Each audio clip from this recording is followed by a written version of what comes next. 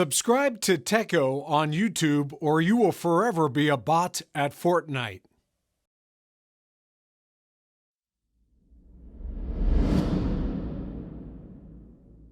Hey guys, welcome back to another video. So, let me paint a picture real fast.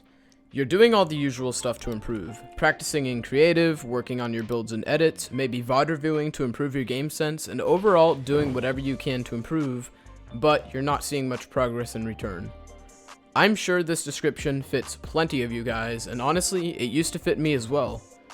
If it does fit you, you're in luck, because in this video, I'm going to be going over a bunch of things that are stopping you from improving at Fortnite, and what you can do to work around it and speed up your progress. Real quick though, one thing before we start, I'd like to mention that I'm starting to stream again on Twitch. I don't really have a set schedule yet, but I'll be streaming relatively often, and it's always a good time when I do. So be sure to head over there and drop a follow. The link will be in the top of the description, or you can just search up Teckoh on Twitch. I'd really appreciate it if you guys could go and drop a follow and stop by some of the streams. But with that said, let's get right into it. So we're going to start off this video with one of the most common things holding so many players back in Fortnite, which is their settings and keybinds. There are a few telltale signs that you have bad settings and keybinds and that they'll hold you back from becoming as good as possible. The first telltale sign that your keybinds are holding you back, or your settings are holding you back, quite obviously is a lack of mechanical improvement. If you practice over and over and try to learn different techniques, and you just can't seem to do them, oftentimes it's because of bad keybinds or settings.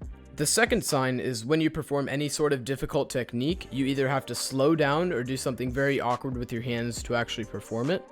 To put it simply, if your mechanics are not improving, or if it's awkward to pull off difficult techniques, then taking a quick look at your keybinds and other settings might be worth a shot.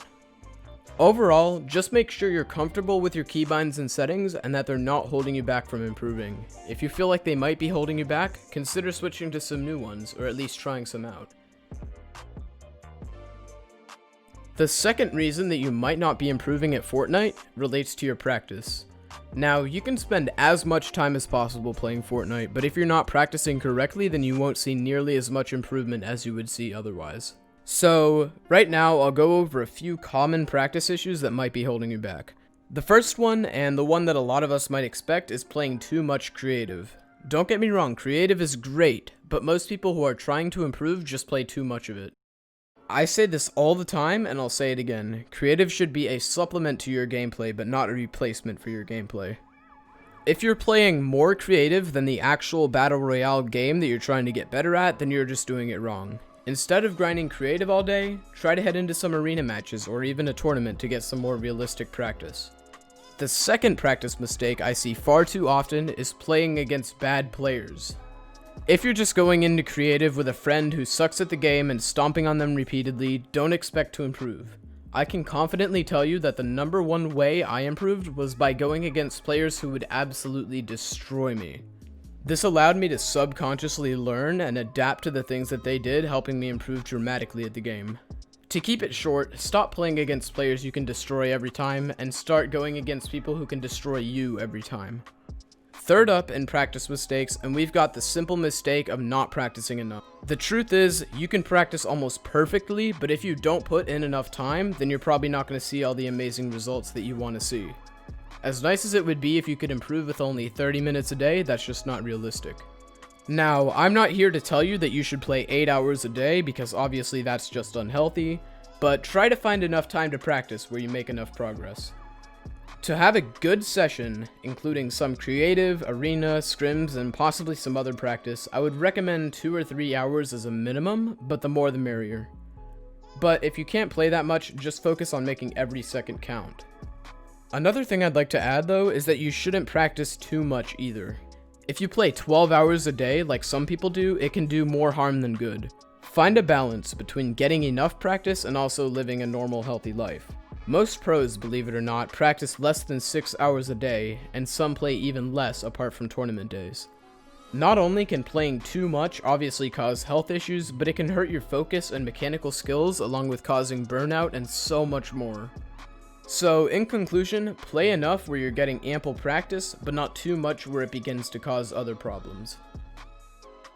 Third up, we've got a really interesting one and an issue that I haven't heard any other content creators talk about, and that's procrastination. Now, I'm not talking about procrastination as in not actually playing Fortnite, because most of us have no problem getting on the game. Instead, I'm talking about procrastination in doing things that you don't consider fun, but that you need to do in order to improve. For example, for everyone who plays tournaments, I've got a question to ask you. Have you ever gotten on the game, noticed there's a tournament soon, or a tournament already running, and thought to yourself, I don't really feel like playing, for X and X reason. I'll just play it next time instead. Let's be honest here, this happens to pretty much everyone who plays tournaments. And the same goes for other forms of practice as well, but I've noticed that it mostly happens with tournaments. The difference between somebody who ends up becoming a top tier player and someone who stays average is that the top tier player doesn't care how they feel or what they think, and they practice regardless. It's a really difficult habit to break, but if you can train yourself to practice whenever you see the opportunity, especially if you have nothing to do, you'll make so much more progress. Fourth up on this list, we've got one that pretty much everyone has done, and that's blaming the game. Let's be honest here, when you die to something stupid, your immediate reaction is oftentimes, oh, this game sucks, or this game is so unfair. If you can't agree with this, then you've either got the mentality of a god, or you're lying to yourself. Most likely you're lying to yourself, but hey, you never know.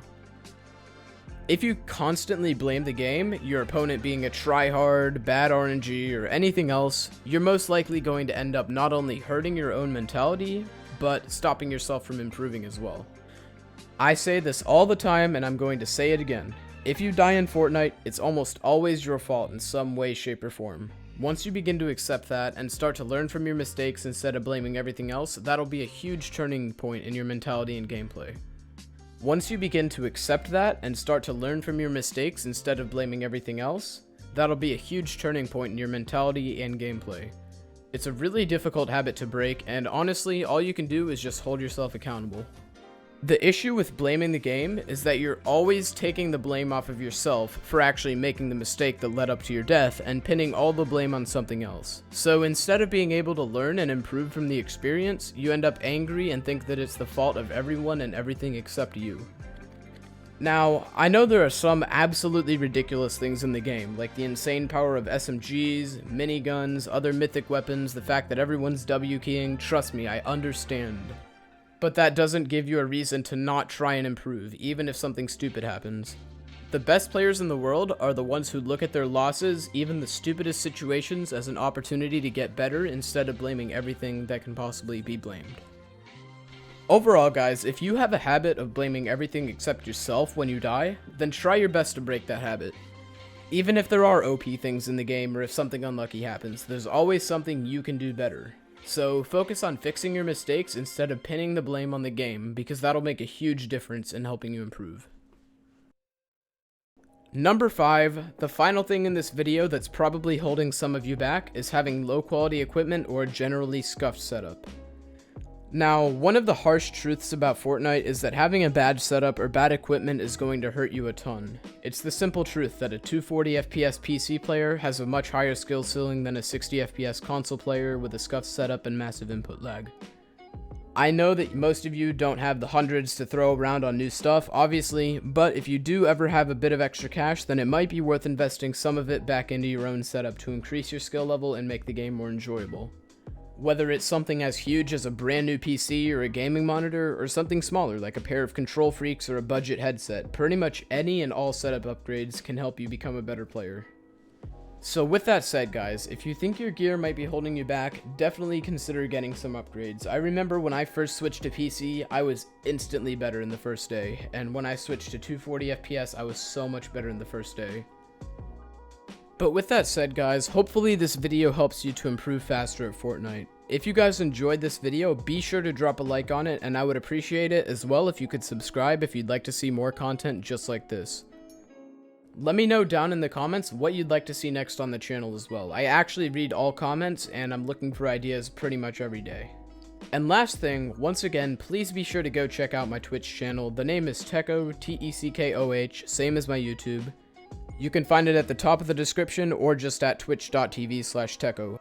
I'm gonna start streaming there a bunch and would appreciate it a ton if I could see some of you there. With that said, have a great day, and I'll see you in the next video. Bye for now.